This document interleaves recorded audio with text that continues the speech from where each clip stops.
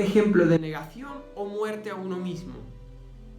Algo que no se ha entendido en muchos institutos y universidades cristianas es el asunto de la divinidad y la humanidad de Cristo.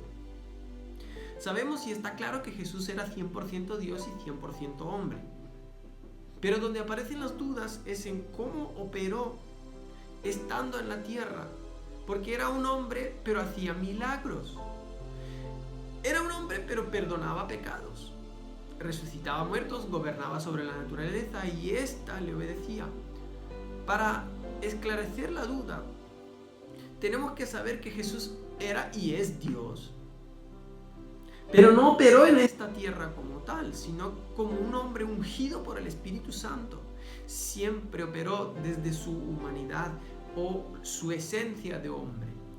En todo, Cristo tuvo que morir a su deidad, a negarse a sí mismo para que la voluntad del Padre se cumpliera en él.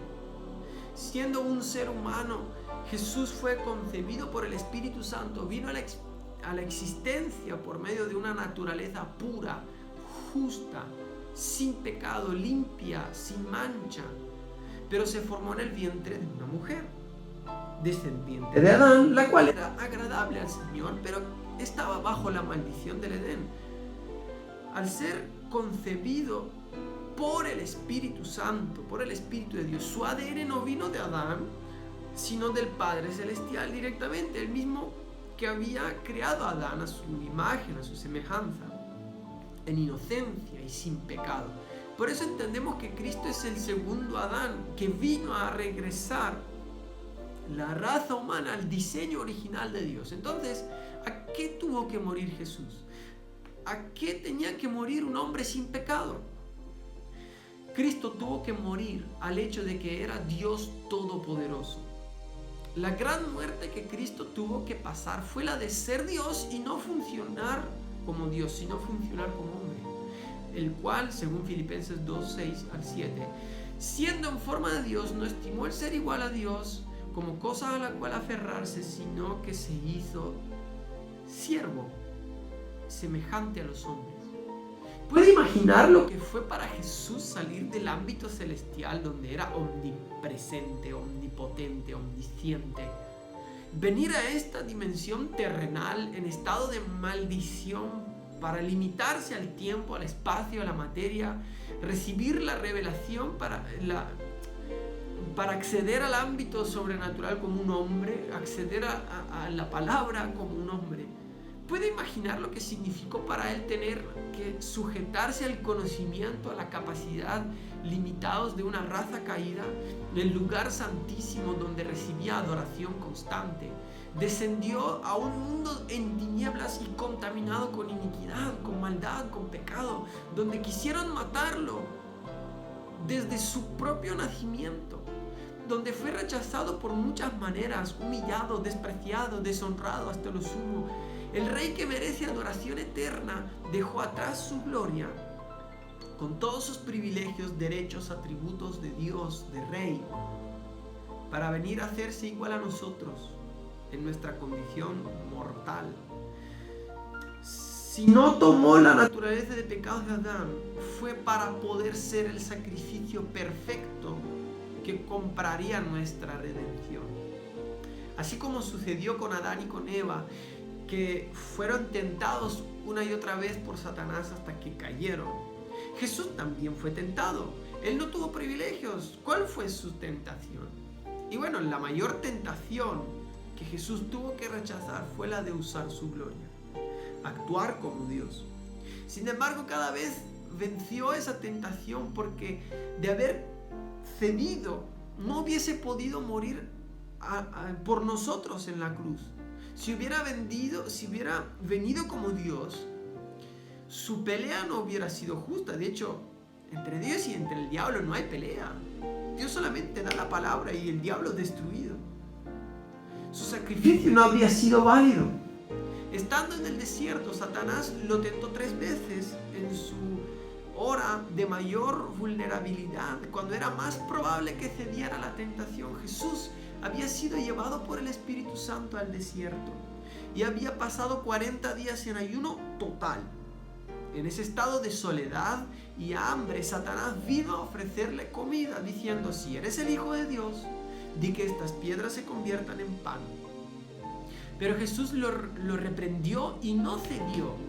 Como saciar su hambre física no fue suficiente tentación, el diablo tentó a Jesús a manifestar su poder y probar su deidad.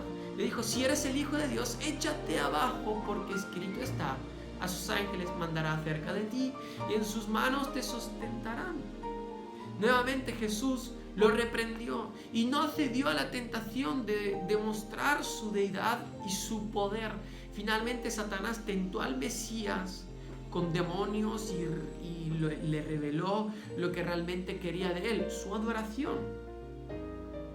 Con este fin, otra vez le llevó el diablo a un monte muy alto y le mostró todos los reinos del mundo y la gloria de ellos, y le dijo: todo esto te daré si postrado me adorares. Entonces Jesús le dijo: vete, Satanás, porque escrito está: al Señor tu Dios adorarás y a Él solo servirás. En todas estas ocasiones Jesucristo se negó a sí mismo, se negó a activar su deidad y demostrarle al tentador quién era Él. Lo más llamativo de todo fue que al final de la tentación el mismo Padre le envió ángeles para que le sirvieran en pleno desierto.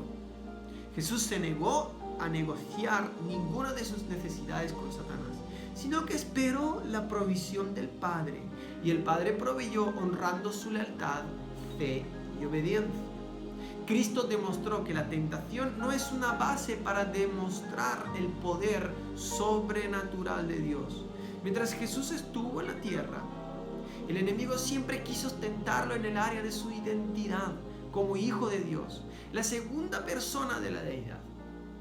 Pero cada vez que le dijo: si eres el Hijo de Dios, Jesús no le contestó que lo era, porque él tenía que morir a sí mismo como tal. Venció la tentación de decirle a Satanás en su cara quién era él realmente, porque para Cristo era más importante mantener su identidad y vivir en esta tierra como Hijo del Hombre antes que demostrar que era Dios.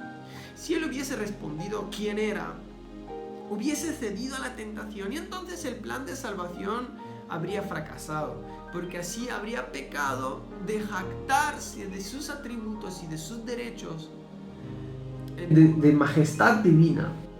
Para Cristo era fácil convertir las piedras en pan, pues él tenía el poder de hacerlo, pero su propósito no era ese. ¿Sabes por qué? ¿Sabes lo que es que su peor enemigo, que tu peor enemigo venga y te rete, que rete tu identidad y que tú tengas que negarte a ti mismo 3 veces y no reaccionar? Jesús sabía a qué había venido, cuál era su propósito, su destino, pero también tenía claro cuál era el tiempo para cada paso. Cristo había venido a derrotar a Satanás, lo tenía enfrente, asediándolo y provocándolo, pero él sabía que no era el tiempo ni la manera de vencerlo. Hubiera sido muy sencillo para Jesús quitárselo de encima imponiendo su deidad, un solo gesto, y todo el ejército celestial habría venido a cumplir las órdenes de Jesús. Sin embargo, él enfrentó y reprendió a Satanás desde su posición de hombre, no la de Dios. Eso lo mantuvo en justicia delante del Padre. Jesús no quería demostrarle nada a Satanás. No estaba interesado en ganarle una batalla. Él sabía que había nacido para más que eso. Jesús había nacido para ser el hombre que le aplicara a Satanás una derrota irrevocable, eterna, total, irreversible, en el tiempo y a la manera de Dios el Padre. Pero a veces los cristianos se niegan a morir porque ignoran su propósito en esta tierra. No sabemos lo que hay del otro lado de esa muerte. Desconocemos el poder sobrenatural que desata la muerte a nosotros mismos. Y así algunos ceden fácilmente a las tentaciones porque sus ojos siguen puestos en el poder humano y en el dominio terrenal, en el alimento para la carne, en la protección del yo carnal, en el reconocimiento, el estatus, la posición social de cualquier tipo. Para morir muchas veces se necesita revelación de propósito y de destino que cada uno tiene en Dios. Un principio en el que Jesús operó como hombre fue el de negarse a sí mismo. No se reservó en nada, sino que se entregó por completo. Tal vez nos preguntamos entonces, ¿cómo hizo Jesús milagros, señales y maravillas? Ahí está lo maravilloso de lo que Él nos trajo y nos enseñó. Cristo los hizo desde su humanidad, operando como un hombre ungido por el Espíritu Santo, así como nosotros. Cualquier creyente puede hacerlo por la unción del Espíritu Santo. Jesús hizo todo lo que Adán podía hacer antes de caer en pecado. Caminó sobre las aguas, reprendió el viento, calmó la tempestad, multiplicó panes y peces, tomó dinero de la boca de un pez, etc. Tenía dominio sobre los elementos de la naturaleza, sobre Satanás y todas sus obras, tal como Adán. Esto significa que cualquier creyente ungido con el Espíritu Santo puede manifestar milagros, derrotar al enemigo sin operar en la gloria de Dios. Es decir, como un simple hombre o mujer, padre, como hijos, estudiantes, empresarios, como obreros, profesionales, amas de casa, políticos, gobernantes, todos. Pero la condición siempre es haber muerto a la naturaleza adámica. Al final de su ministerio vemos otra vez que Jesús tuvo que vencer la tentación de usar su deidad. Tuvo que morir su última muerte o negarse a sí mismo por última vez. El reo crucificado a su lado en Gólgota lo desafió a salvarse y a salvarlos a ellos también, pero él se negó. Jesús se negó a sí mismo. Se negó a usar los atributos divinos. Le habría resultado fácil, como Dios, destruirlos a todos, bajarse de la cruz, pero no lo hizo. Esa fue su muerte continua hasta el último minuto y tenía el poder para hacerlo. Podía bajarse de aquella cruz, destruir a quienes lo habían llevado allí. Sin embargo, se abstuvo, se negó a sí mismo. Murió la muerte que nos correspondía a cada uno de nosotros para darnos su propia vida. Él sabía que para consumar la misión del Padre debía humillarse hasta lo sumo, derramar hasta la última gota de su sangre en aquella cruz. Sabía que para poder abrir la puerta de la resurrección para nosotros, Él debía morir. Hey, gracias por haber visto este video hasta el final. Me despido hasta la próxima.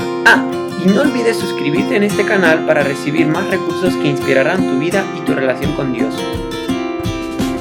So many times we rush Tantas veces estamos tan apurados past what the Holy Spirit wants to do. pasamos de largo lo que quiere hacer el Espíritu Santo.